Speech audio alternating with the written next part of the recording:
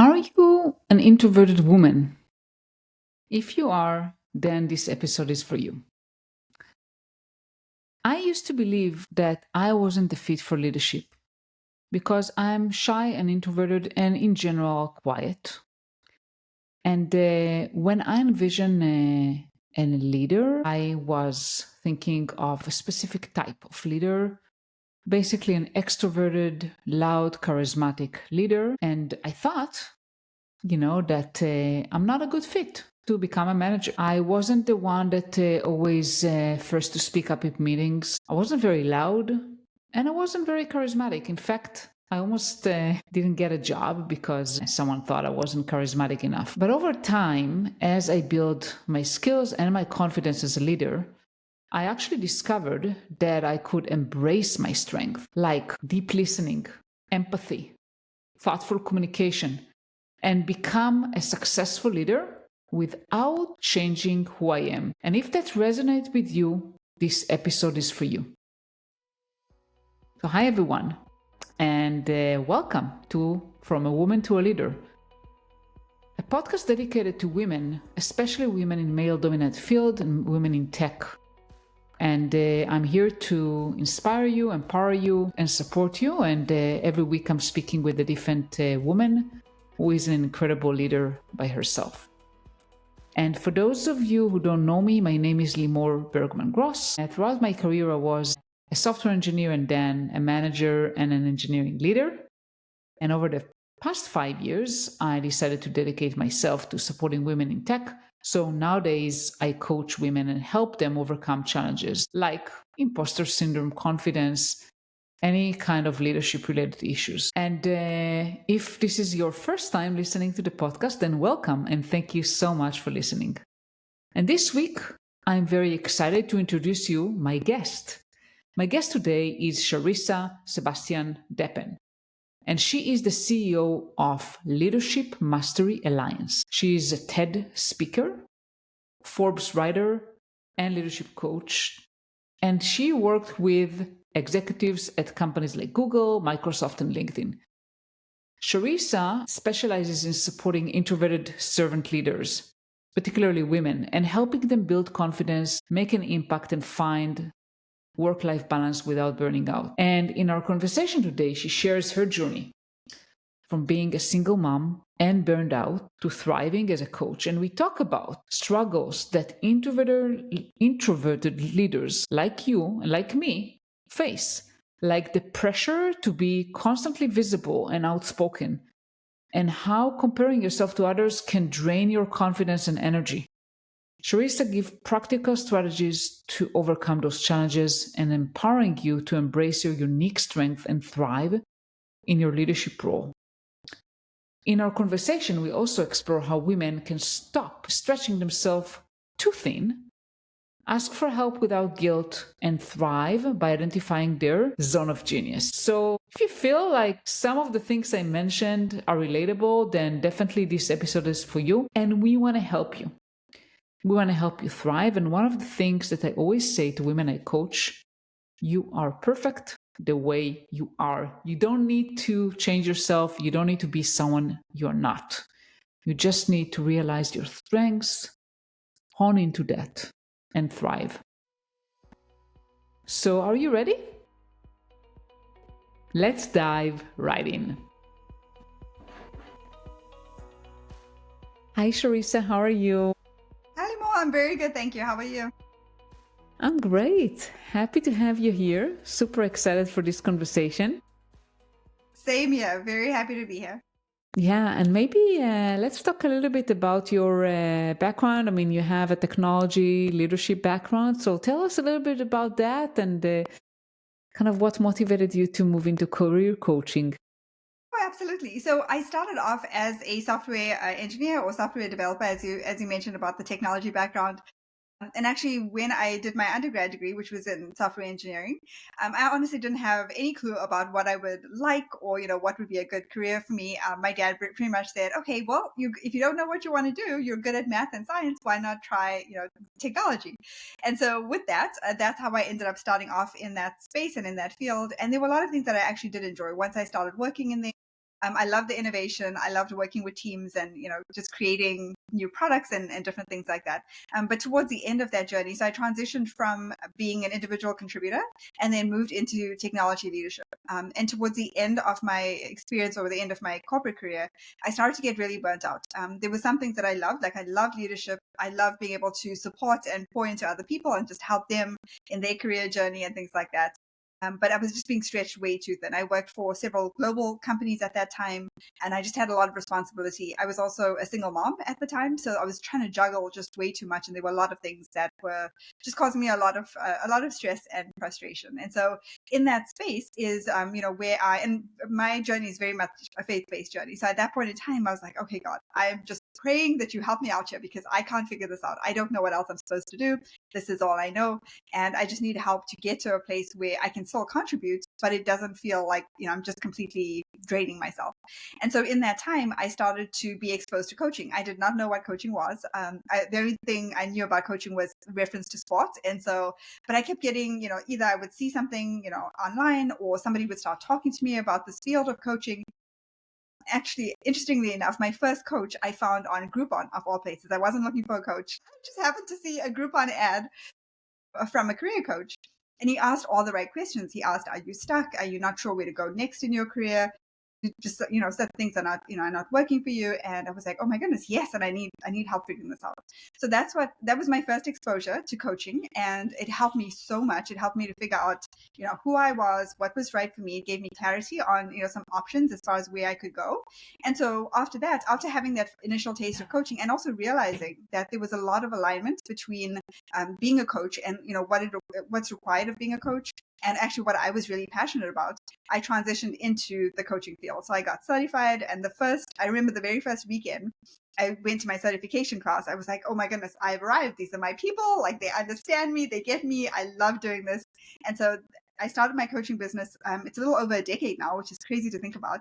But I transitioned out of that corporate space, started my business, started off doing career coaching, focusing mainly on women. And then now I've transitioned over the years to focusing in the leadership space because I just love the impact leaders can have on the world, and also introverted servant leaders. So that is actually my focus in my business, is helping introverted servant leaders. So because I was very misunderstood, or I felt very misunderstood in the corporate world as an introvert, trying to find my space in leadership, trying to find my voice and all of those things. And so now what I do is help women who may feel a little bit stuck like I did, to navigate that and to know how to have that level of impact and influence that they want to have. And thank you so much for sharing, Sharissa. It's such an incredible story. I want to touch base a little bit about, you mentioned you were a single mom and you worked in tech. Can you share a little bit kind of about that and how because I know a lot of women, like, they wonder how they can balance between their careers and motherhood. So can you share kind of, and even being a single mom, I cannot even imagine that. So what helped Absolutely. you? My goodness, it was such a struggle, as you can imagine. And one of the things that actually I think made it a little bit worse for me as well is because I was introverted, instead of leaning into my strengths at that point, because there's so much I didn't know about the way I was wired, I withdrew. So rather than reaching out for support and trying to get the support that I needed, I was in another country, right? So I grew up, I don't know if anyone can tell from my accent, but I'm not originally from the US, I'm from South Africa. And so I left my family behind when I moved over to the US. And so when I became a single mom, I essentially had no support system. And rather than trying to get the help that I need, which in retrospect, I wish I did, I kind of withdraw and said, okay, I'll figure this out on my own. Like, I will try to navigate this on my own. And it caused me a lot of additional stress. And then added to that was my job, which required a lot of me. And because at that point in time, I knew that when I showed up at work, I had to give the very best. And so I pushed myself a little bit too hard, now when I look back at it, to be the very best mom and then the very best person when I showed up at work. But to me, the way I interpreted that is I looked at it through the lens of, okay, I have to stretch myself really thin. Like, I have to put in extra hours. I have to do all these extra things. I have to show up in a way that maybe feels uncomfortable to me as an introvert. Like, I had to be more extroverted. And all of these things took a lot of effort and a lot of energy, and that's actually what ended up leading me towards burnout. But now, after all of those years of experience, now that that's behind me, I can look back and realize that there's so many things that I know now that I could have functioned in a different way if I had just known what I now know. That could have actually helped me a lot through that time. And it's only when I found coaching that I started to really work on those pieces. And actually, my corporate career at that point started to really just gel. There were a lot of things that started to fall into place once I learned more about myself and how I can function in a way that's more aligned rather than trying to be somebody I'm not. So as a single mom, and I would just say if there's any moms out there or single moms trying to juggle either being a single mom or even just a mom and having, this corporate career, I would say just really get clear, first of all, on who you are, your strengths, what are the things you do well, the areas that you can delegate, but also just be really clear on a career that's actually going to align with your values and where you feel like you really can have that impact and where you really feel that sense of belonging. Because without that, it becomes a lot more challenging, right? If you're working in an already stressful environment and there are a lot of things that are just not working well for you, it might be time to take a pause and say, okay, this is going to lead me into burnout, right? If you're not aligned with something that you're interested in, you're passionate about, you feel like you can make a difference, it becomes that much more challenging to juggle other responsibilities outside of work. So number one, just get the help and support you need, but then also figure out who you are as a person and then how that can align with the way in which you're approaching work and navigating boundaries and all of these other things that I talk about a lot in my coaching practice. Yeah, there's so many tips here. And excuse me, I think just what you mentioned about aligning with who you are, and I think a lot of women and me included, we always look at different people and say, oh, they're doing all these, they're ambitious, they're growing, and how come I'm not? Or they're great parents, how come I'm not? We keep comparing ourselves so much that we forget actually to stay attuned to who we are and what we want and what is important for us. That's 100% right. Yes. And I can speak from experience about that comparison trap too. That drained me a lot. Just in that focusing so much of my effort and energy to comparing myself with others and trying to be somebody I'm not, rather than trying to understand how God made me and the strength and the things that I have that are different than others, the unique value that I have and the way in which I can function that actually energizes me rather than drains me, because that comparison trap can be extremely draining, as we all know. Yeah. So I think in general, I really, women that I work with, and just today I had a client, this comparing yourself to others, it can be really detrimental and also lead to a lot of burnout. So stop comparing it and focus more inwards about what you want and what you need. And I think that what you mentioned about asking for help, this is something with us women. I don't know. I mean, but I feel like as women, we don't want, we don't like to ask for help. We like to offer help, but not so much ask for help. Yeah, that's absolutely right. And something that I personally struggled with quite a bit.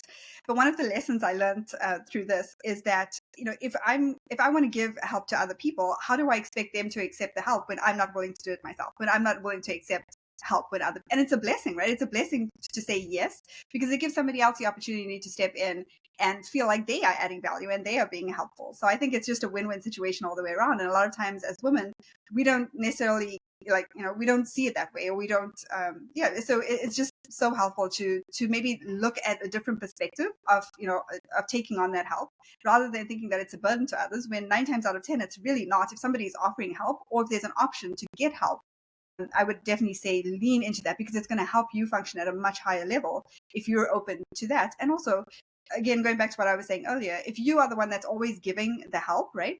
And obviously you want somebody to receive that. If you are willing to help somebody else, you don't want them to say, oh no, thanks. I don't need your help. It blesses you to be able to help other people. So remember that when you're in that reciprocal way, it's going to help other people if they feel like they can do something that can be helpful, helps them feel like, okay, I'm doing something good and I'm helping out in a way that I want to. So it really is a gift on both sides. For sure. And I also recommend for all the moms out there, hire help if you need to. I mean, oh goodness, yes, that changed my life. Yes. There's no shame in that. I mean, I remember that when I moved to the US, we had 4 very young children, and we hired all the help we could get. There's no shame in that. Yes, and you just feel so much better, right? When you open up that space to be able to focus on the things that are really important. You can become a better, more present, more focused parent, a better person at work, because you feel like, okay, I can take some of these things off my plate so that I can really function in what I call that zone of genius. So in my business, what I call it the leadership zone of genius. And that is going back to what we were talking about before, like knowing yourself really well, knowing the things that energize you, knowing the things that you're really passionate about, and knowing, your strengths and the things that make you unique, and also how you function in the world, knowing how you align your values with your decision making. All of those things make up who you are.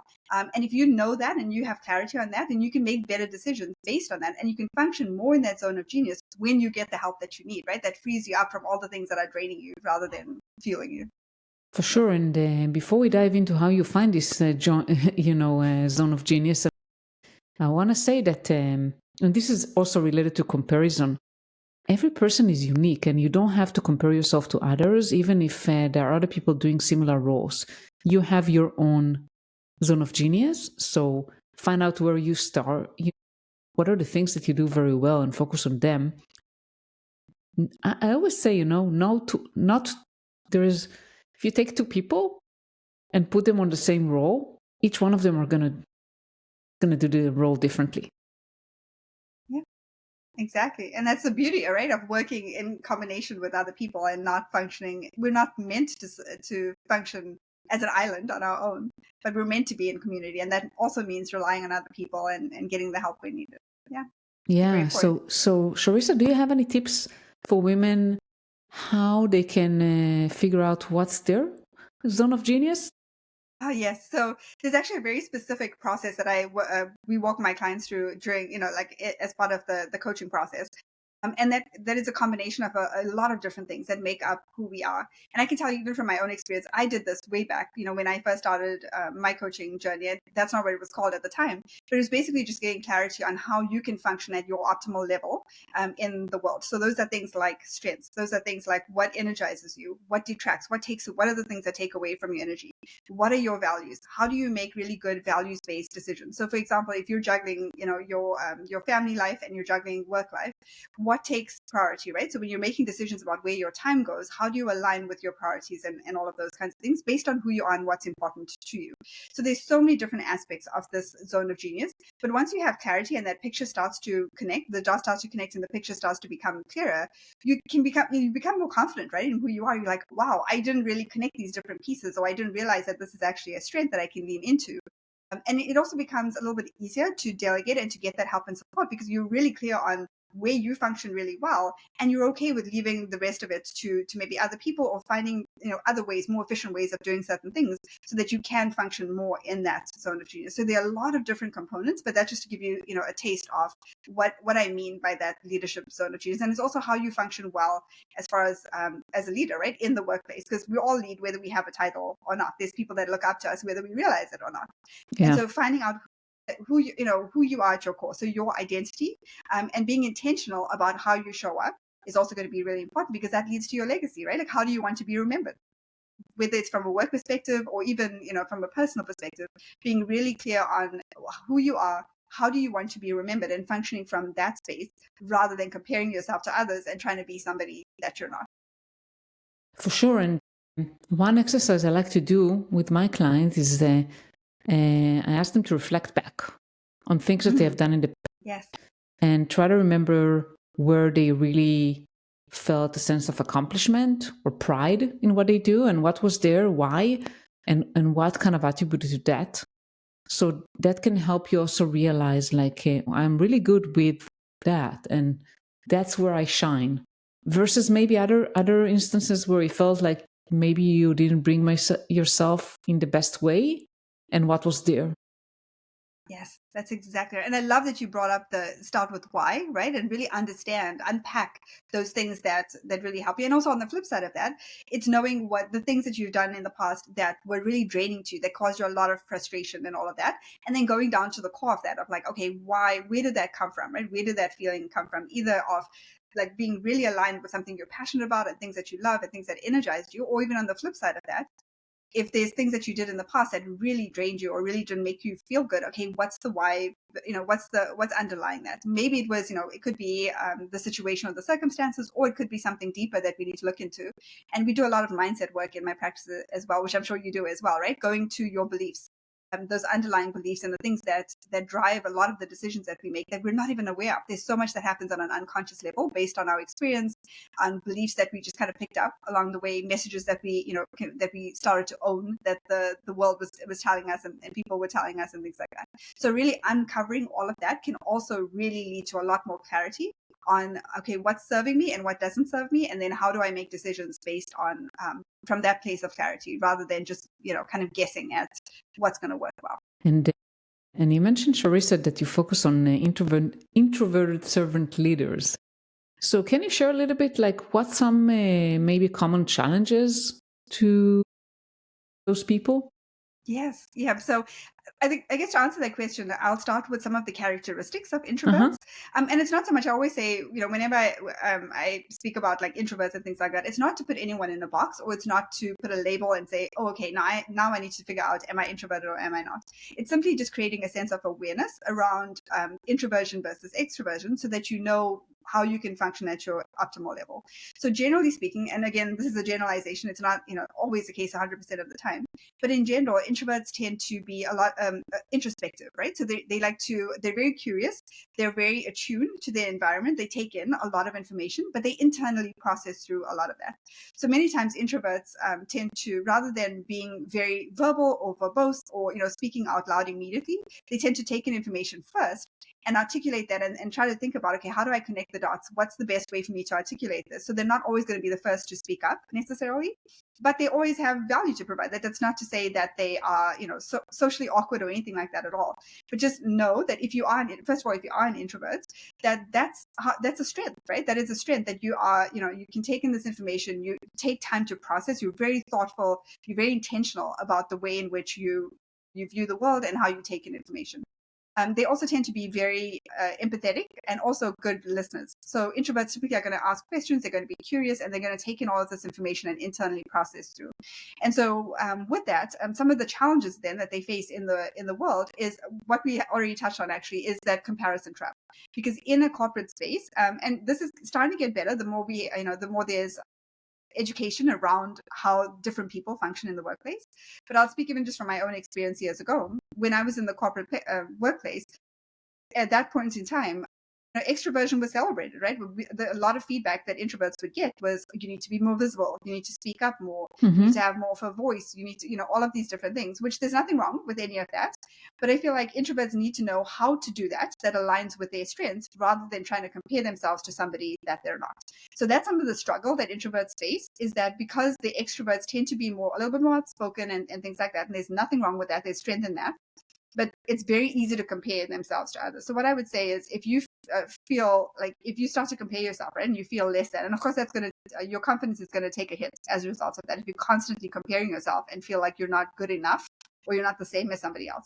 So I would say to those introverts, if you've ever experienced this, or if you're currently thinking about this, or you're currently experiencing this, is just to, like you said before, work with somebody that knows, work with a coach, right? Or somebody, or a mentor, or somebody that can help you to figure out who you are, your strengths, how you're wired, and how you can engage, in the world and get the same kind of outcome. You can still have impact, you can still add value, you can still have influence, but you can do it in a way that is aligned with your introversion, more for that introverted side than trying to be an extrovert, right? So I would say that's one of the biggest things that I hear, is the feedback that a lot of my introverts get is, you got to be more visible, you have to speak up.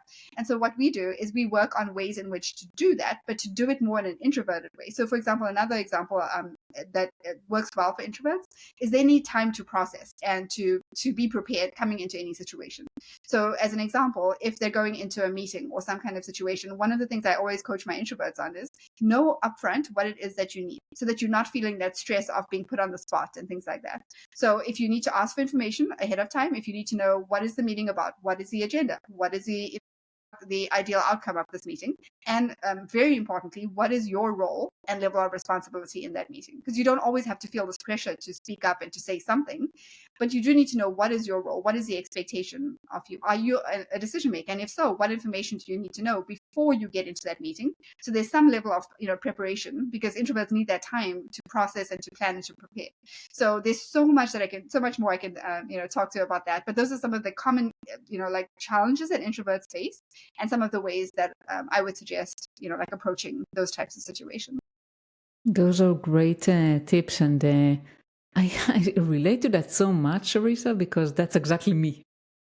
Interesting. Okay. Yeah, Yep. that's And that's exactly me me. too. So Yeah, that's exactly me, and those are the challenges that I had. I mean, exactly what you mentioned, like, oh, you need to be visible, you need to speak up, and for me, you cannot believe how difficult it is, and still is, to speak up in a meeting when everyone talks over each other, and like, yes. especially when you get up the ladder and you go into more executive roles, and you find yourself in a room full of men, and they are all speaking up. They're very confident and ego driven, and they speak.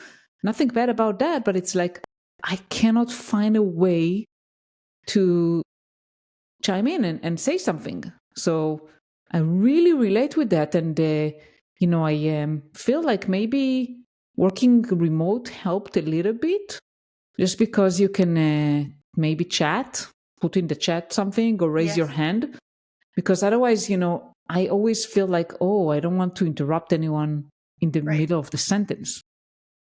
Yeah, that's exactly right. And I love that you brought up this example, because it's a very common one, right? Working in any kind of corporate space. And I can so relate to what you just said about, working virtually can be a lot easier, right, for introverts in a lot of different ways. One is that it gives you the opportunity to think about things and then type, so you have the opportunity to take a moment and pause and think about, okay, what do I want to say? And then type it out. So you have an opportunity to communicate in some way, even if you're not like verbally speaking in a meeting or something along those lines. Also, it gives introverts, and one of the definitions of introversion and extroversion that I really love, it's really about where you get your energy, right? So introverts, they do love interacting with people. It's not that they, are antisocial or anything like that. And that's one of the messages I had to overcome, because a lot of times I was told, oh, you're antisocial because I don't speak up as much. But it's not that we're antisocial. We do love engaging with people and having conversations and all of those kinds of things. But we need time to recharge. So we recharge by being by ourselves a lot of times, right? So withdrawing from that interaction and engagement, so that we can be fueled up again and go back into those situations. Extroverts are the opposite. So they get fueled up and energized by being in those social interactions, meetings, all of those kinds of things. So there's ways in which to still have a voice. And you just gave a perfect example of this, right? Especially in a virtual space, it lends itself a little bit more to the other ways of communicating, like emails or messaging or something along those lines, or even chat in a meeting, a Zoom meeting or something along those lines. But there's also other ways of going about doing that. So there's things like building relationships with those people that are going to be in the room. So if you're with your executive team, having conversations with them, maybe on a one-on-one setting or things like that, to build the relationships. Because if you build relationships with people that you happen to be in these meetings with, chances that they will overlook you or just not even know that you're there are pretty slim, right? They're most likely going to take notice of you if they already know you as a person, if they're already connecting with you outside of the meeting. So that's one of the things I always tell people. But also, don't be afraid to ask for what you need. Say you have a recurring meeting on your calendar and you're in a room with a lot of extroverts, right? And you feel like it's very hard for you to get a word in edgewise, speak with the facilitator or somebody that is coordinating that meeting and say, I'm probably not the only introvert in this room. Is there a way to set up the meeting so that we all feel like we have, we can all provide an opinion, whether that's through, however they choose to do that, whether it's like a Q&A at the end, or they do a roundtable where they go around the room at the end of the meeting and say, okay, what are we all taking away from this? Or making a decision, however it is, so that they are aware of what is needed in those situations. Because a lot of times, especially as an extrovert, you're not aware, right? Unless somebody comes to you and says, hey, there's a better way of doing this, and that is going to be more accommodating to, to people that are not as extroverted. they may not know and realize that there could be a better way of doing things. So there's so many different things that introverts can do. And of course, I talked about being prepared ahead of time as well, asking questions ahead of time so that you know what is expected, so that if you are called upon during the meeting, you have a little bit more information to go on, so you don't feel like you're completely blindsided by what's going on in the meeting. And then, of course, knowing your role and responsibility. One other thing I'll share, that there's so much more we could talk about, Lamar. I'll keep you here all day, but there's one more thing I want to share that I think is important. And that is to not always feel like you have to push your way into a conversation. Sometimes you can even address it after the fact. Like I've heard this from so many introverts where they regret not speaking up. They're like, oh, so many people have just voice their opinion. I didn't find an opportunity to say something, but I actually had something really important that I wanted to share. And so I always say to them, that opportunity, it doesn't have to be lost, right? So after, you can always address it after the fact as well. Maybe send that email or reach out to to whoever you feel needs to hear what you have to say. There's always other ways of doing that as well. That doesn't necessarily mean that you have to talk over somebody in a meeting just to get your voice heard. So there's so many different ways that introverts can function really well, but they also have to be prepared to advocate for themselves in some way. It doesn't have to be in a big group setting or team setting. It can be one-on-one, but they need to be able to speak up and have a voice and say, okay, this is what I really need. Now I'm going to go and ask for that information that I need, or I'm going to ask for whatever, or at least let people know, if it's possible, can we please take this approach next time, because that would give me an opportunity to really add value here and to help. Incredible. I mean, those are incredible tips. And yeah, I agree with you. We could have talked about it for hours. I mean, I would say that the follow-up is a great tip. And I've done that many times, like just email like the meeting organizer or something with insights I wanted to share, or maybe some concerns I had or whatever thoughts. And also about connecting with others. And you mentioned like taking time to recharge, I always dreaded the business trips because I felt overwhelmed with like, okay, I have to socialize 24/7, and it was draining me. And at the beginning, I just felt like, is something wrong with me? Like, why is it so difficult? Until I realized that this is who I am and that's what I need. And this is perfectly fine. And I need some time to recharge. Yeah. And that's perfectly fine too. Yeah. There's nothing wrong with that. Yeah, so. and I also, for me, it's easier to connect one-to-one rather than in groups. So that's okay too. I mean, you can build relationships, as you mentioned, right? I mean, building relationships, you can do it in a more intimate setting rather than large groups. Absolutely. And it actually makes those large groups interactions a little bit easier, right? When you feel like you know the people that you're going to be interacting with in those bigger groups, it just makes it so much more comfortable for introverts to know, oh, I know that person, or we've had a conversation before. So it doesn't become as intimidating as being, in this large group where you feel like, okay, I don't know anyone. I don't know what to say, when to say it, how to say it, that kind of thing. Yeah, absolutely. I think one thing we haven't talked about is about leadership during uncertainty or rapid change. So I know that you mentioned that you work with leaders and help them navigate uncertainty. So can you share maybe some strategies around that? Yeah, absolutely. So there's a couple of things, and actually I'm going to touch on a few things that we've already talked about that I think is part of the answer to this question. So when you are in a space of uncertainty, and our world is uncertain, right? So every day we come across things and situations that we couldn't prepare for, and it's just going to happen, right? Because that's the nature of the world we live in. So there's always going to be that level of uncertainty. There's no way and I know introverts typically like to feel prepared, right, for situations, but there's always going to be a time where you can't prepare ahead of time simply because you don't know what you don't know. And so going into those situations, I would say a couple of areas to focus on is, number one, know that, again, going back to that leadership zone of genius, know how like who you are and how you function best, even how you handle stressful situations, right? So knowing that ahead of time can help you prepare for those situations and those uncertain times. So the other thing that is important as well is really be very grounded in how you want to be known as a leader. So once you know who you are, how you function really well, even in stressful situations, ask yourself, how do I want to show up in a way that I'll be proud of, people looking back at that time and going, wow, like Sharissa did a great job, or Limor did a great job navigating through that uncertainty and that level of stress. So think about how you want to be known and have intentionality behind that, right? So if you want to be a calm, grounded leader, when you are faced with uncertainty, think about that and think about, okay, how do I show up in this space where I feel like, I wanted people to feel supported by me in that uncertainty and that the unknowns. So I'm going to show up in a way that where I'm calm and, at my best, at the very best I can do. And then also lean into helping and supporting others from that place. And also knowing what you need, right, to refuel and recharge. I always tell my leaders, and when it comes to uncertainty, you want to be proactive. You want to do the things that reduce your stress levels and take care of yourself first, because life's going to happen and things are going to happen. But the more you take care of yourself, you're getting good sleep, you're focusing on your nutrition, your healthy habits, social connections are so important, leaning into your support system. If you're consistent with those things, it makes handling stress and uncertainty just so much easier. So that's what I would say, is just keeping, be aware of those things.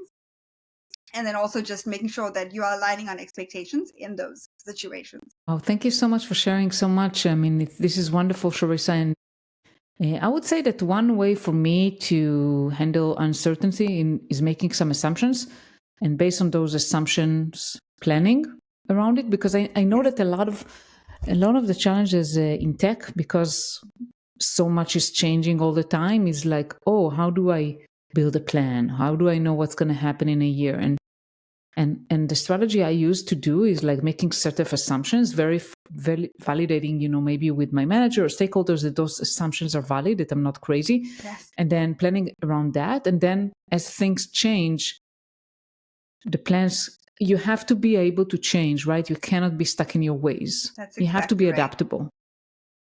And I love that you call that out, because that is so true. And that's effective communication, right? Being really clear on what are those assumptions, and also being very clear on that alignment of expectations. Like, what is the expectation of me in my role? What am I expecting of others? And when you can clearly communicate those assumptions and the expectations, and also align on what are we trying to achieve here? It's like, what Stephen Covey says, so that starting with the end in mind, I think is also so valuable in uncertainty, because you want to have like a clear objective, right? So even though there's all this uncertainty going on, despite the uncertainty, what are we really trying to achieve here? What is the end goal? What is that objective? So if you can get everyone, at least on the same page around what you're driving towards, it makes navigating that uncertainty so much easier. So the more there's alignment, clear communication, you're talking about what that expectation is and what those assumptions are, I think it just makes it. And you have to know your audience too, right? You have to know who you're working with. What are some of the things that are stressing them out? What are the challenges that they're trying to, to overcome, and what are their priorities in the midst of all of that uncertainty, in order for you to add the most value in those situations as well. So those are just some things top of mind that I think are really important to touch on. And I love that you brought up assumptions. So thank you for mentioning that. Thank you. Thank you so much. And Sharissa, I mean, is there anything else I forgot to ask that you would like to share? Oh, that's a great question. I would just like to actually, to the introverts that are listening, and also I feel like while I'm saying this, I'm talking to myself, my younger version of myself, like things that I wish I heard as an introvert. Number one, you have incredible strengths. And if you know how to play to those strengths, the things that you feel are holding you back when you compare yourself to others are actually strengths that you can leverage, that will make you stand out and shine in a way that feels good to you, rather than comparing yourself to others. One other thing I will say, and this is, I hear this a lot from extroverts, right? So for people that are not necessarily introverted, but who work with a lot of introverts, they always tell me that even though they know that the introverted people in their teams and things like that are not always going to be the first to speak, but when they do speak, people sit up and pay attention, because a lot of times introverts they're very thorough, right? So they take time to process and to really formulate what they're going to say. They're very intentional about it. And so when they do speak, and then when they do have an opinion, people pay attention, because it's often very valuable and it's much needed, right? We all need different perspectives when it comes to the workplace and making decisions. So don't feel like, even though it might take you longer to vocalize what you're saying, or that kind of thing, don't ever feel like your voice is not important, or it doesn't matter as much, or you missed out because you weren't the first to speak. What you say matters, and people are paying attention to what you have to say. That's the message that I would leave any introverts that are listening. You have an incredible gift to give the world, and so never minimize that. But of course, you do need to get the support that you need to know how to maximize that gift, so that you are fully energized when you come into work and when you're dealing with uncertainty or whatever it is that you have to deal with, or parenting, right? Juggling all the things. So Love that, Sharissa. And that's a wonderful way to end our episode today. And speaking of help, if people want your help, how they can find you? Thanks for asking, Lamar. So there's a couple of ways. One is my website, so you can go to leadershipmasteryalliance.com. Also, if there's anything that that kind of sparks a question or anything like that from our conversation today, feel free to email me directly at info, it's info at leadershipmasteryalliance.com. On that website, I also have a completely free training on navigating uncertainty and rapid change. So that's totally free. Feel free to go and listen to that training, and also connect with me on LinkedIn. You can just put my name into LinkedIn. My profile should pop up. So yeah, happy to be Perfect. connected. Sounds good. I'll make sure to include all of that in the show notes. Thank you so much, Sharissa. It's been a pleasure talking with you today. Same here. Thank you so much for interviewing me and having me on the show. Thank you so much for listening to the episode with Sharissa. If you liked it, please subscribe to never miss an episode. And if you know anyone that this episode can be valuable for, share it with them. And before you leave, I want to give you a sneak peek for next week episode. And this is especially for you if you feel dreading Mondays.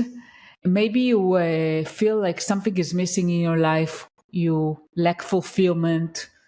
You don't like what you're doing. I mean, a lot of us are like that. And I felt for many years that I'm not where I should be. And next week, I'm speaking with an incredible woman. Her name is Jet Van Wyk, and she is a multi-seven-figure entrepreneur, and she's also a TED speaker and a business coach. But her journey started like many of us. It started with a job she didn't like, and it didn't make her happy. And she told me in the episode, I realized we weren't created to do things we don't like for the rest of our lives.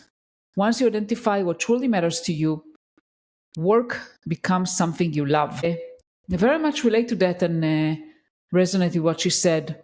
And we're going to talk about how to identify your passions, develop in-demand digital skills, and create more freedom in your career.